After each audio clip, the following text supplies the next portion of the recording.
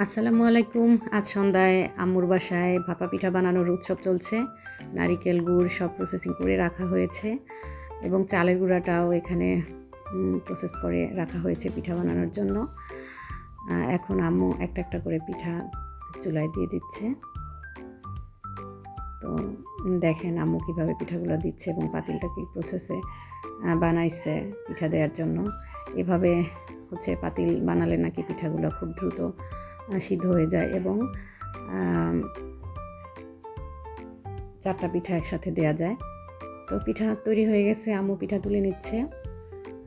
দেখেন পিঠাগুলোর সাইজ কি সুন্দর হয়েছে এবং খেতেও দারুণ। আমি পিঠা নিয়ে আসলাম, আমার ভাই, আমার ছেলে, আমার কাজিন এরা সবাই বসে আছে। তো সবাই মিলে এখন একসাথে পিঠা খাবে। দেখা যাক পিঠা কেমন হয়েছে।